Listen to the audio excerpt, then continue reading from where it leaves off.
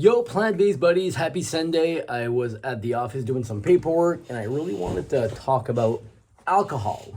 Now, the reason I want to talk about alcohol is because I just spent the last 2 hours filling out disability forms for someone who has end-stage liver disease caused by alcohol, otherwise known as liver cirrhosis. Now, I already spoke about liver cirrhosis in the context of fatty liver, because fatty liver is now surpassing alcoholic liver disease for the first cause of liver cancer and liver transplant. Now, alcohol is a very touchy subject because alcohol is intertwined with our culture and intertwined with us socializing. And I don't want to sound like a hypocrite because I do drink alcohol on occasion, although very, very rarely, because it does kind of interfere with my health journey and my fitness journey even more. I'm not going to get some high quality workouts for the world championships if I'm on a hangover.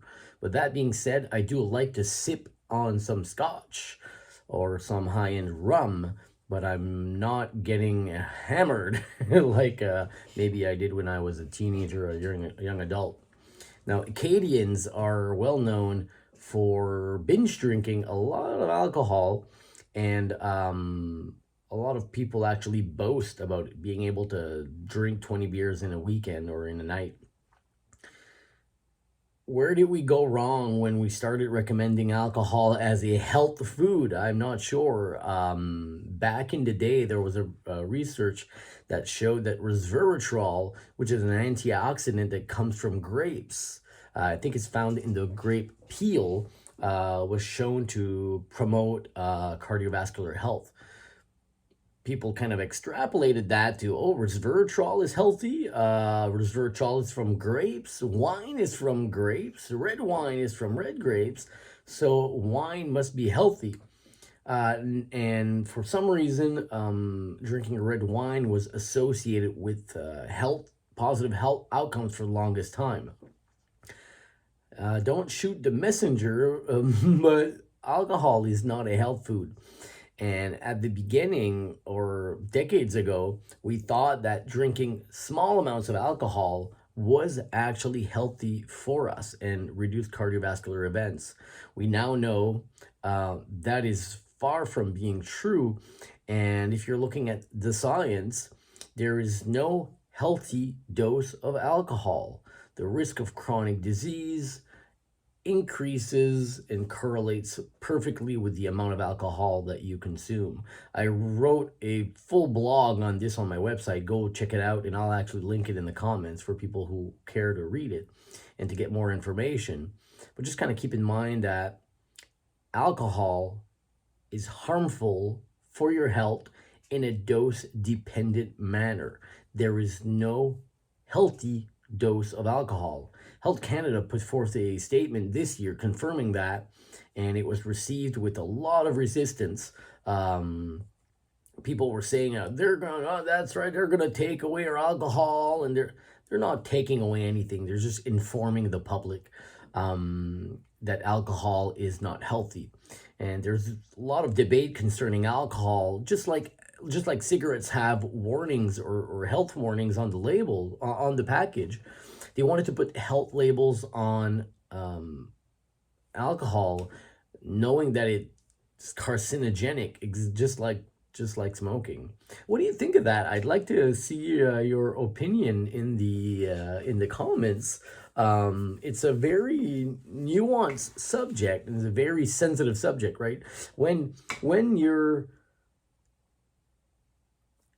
pointing out the health implications of drinking alcohol, people get very, very offended because they're feeling like the government is prying into their personal lives and trying to take away everything that makes us happy.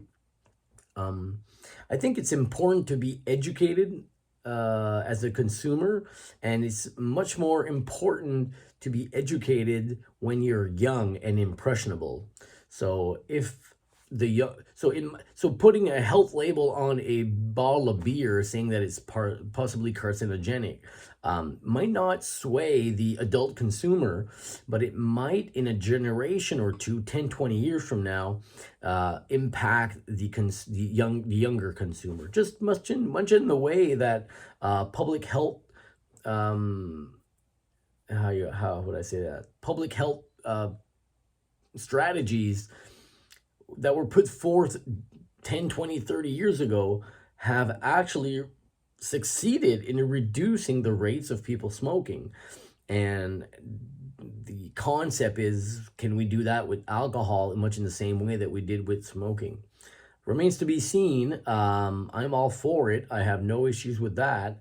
I think people who care about their health would agree that having labels on unhealthy products would be reasonable.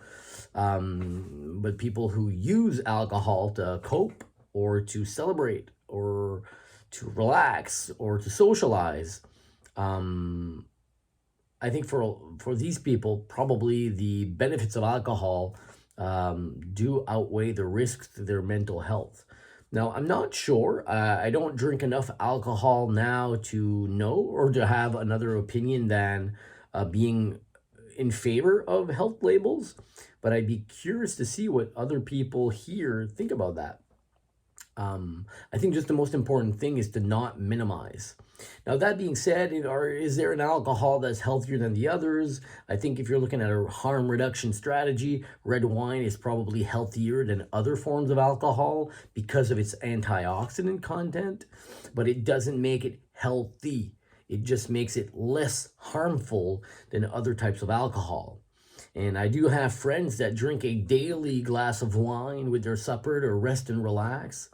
Um, it's funny how we see alcohol, and I mean, red wine gets away with a slap on the wrist there, because people associate red wine with luxury and prestige.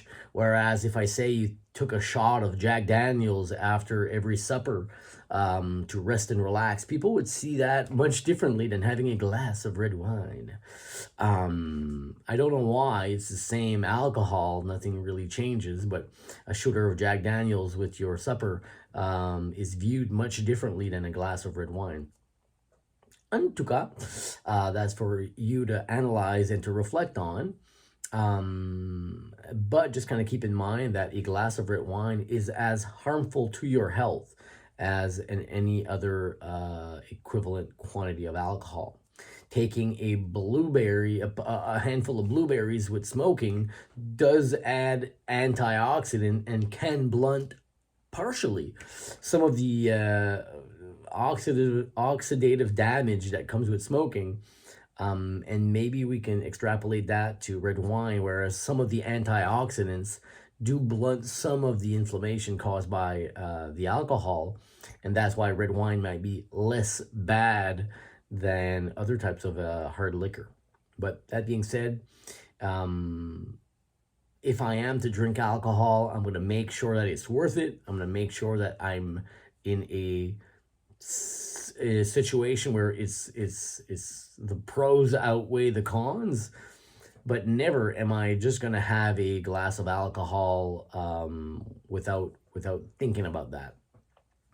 I think I just see way too many patients with way too many medical problems that are related to alcohol, and I've worked so hard to get my health back that I do not take it for granted, and health is so fragile that I just want to keep the chances on my side. So do you drink alcohol? Do you drink alcohol often? What do you think about putting labels on alcoholic beverages? Do you agree with that? If you would have asked me 20 years ago, I probably would have said, that's the government trying to control what we're doing, and I'd had more of a conspiracy theory outlook on that. 20 years later, as a doctor, getting more educated on prevention, I think I would agree with having health labels on alcohol, right? So I encourage you to go read the blog article because I go in much more detail there on the pros and cons of all doing that. And I just love to hear your opinion. Cool. All right. You peace out. Have a good day. And if you're going to drink alcohol, make sure that it's worth it. Because it's not healthy for you. It's not healthy for you in any dose. All right. Sorry for being a party pooper. That's 40-year-old Jules there talking. All right. I'm an old guy now, and I know how fragile health is. So hopefully you can recognize that too. Take care of your health. Drink less alcohol, eat more plants, get more sleep, do more activity, and try to laugh today. All right, cool. Peace out.